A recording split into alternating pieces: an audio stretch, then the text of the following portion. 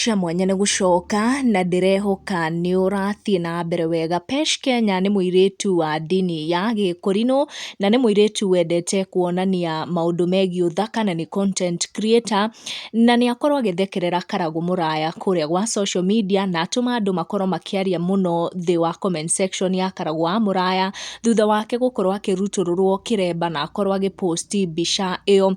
Karagu Muraya agwĩkĩrĩte mbica ĩno harĩ na kĩremba, na besides mbica ĩyo nĩ agũkoretwo agĩkĩra mbica ĩno arutũrũrĩtwo kĩremba. Karagu nĩ akorwo akĩaria ndeto ciĩgiĩ creativity ya mũndũ ũrĩa wamwĩka ũguo, akiuga ti ũhoro no mũtinjĩkaga wega ma. Pesh Kenya thutha wa kuona mbica ĩyo na caption ĩyo Karagu Muraya akorwo agĩkĩra, nĩ akorwo akĩmũthekerera mũno na akorwo akĩ-attract andũ makĩria 28 arĩa makorwo makĩaria igũrũ ciĩgiĩ kĩongo gĩa Karagu Muraya atarĩ na kĩremba. Na Karagu Muraya mwena-inĩ wake nĩ akorwo agĩ-comment briefly ndeto ciĩgiĩ andũ kũmũrutũrũra kĩremba kana gũkorwo magĩ-post mbica ciake cia mĩthemba ngũrani.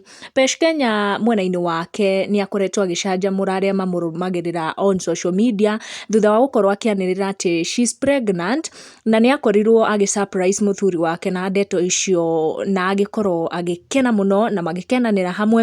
Erĩ acio mwaka mũhĩtũku nĩ marakorirwo makĩrathimwo na kana kao ka mbere, a baby boy, na rĩu nĩ makoretwo makĩra fan ao through their YouTube channel atĩ they are happy to announce that they are expecting their second child together. Koguo Pesh Kenya hamwe na mũthuri wake nĩ makoretwo magĩ-share ndeto cia gĩkeno mũno, makiuga atĩ mwaka ũyũ naguo nĩ magũkorwo makĩamũkĩra their second bundle of joy. Tũrathiĩ na mbere na kũmendera maũndũ mega. Make sure nĩ wa turn notification yaku on na ikare ĩrĩ on nĩguo hĩndĩ ciothe twakorwo tũgĩkĩra video ũgakorwo ũrĩ wa mbere gũkinyĩrwo, na make sure nĩ ũra subscribe. Tũcemanie in our next one.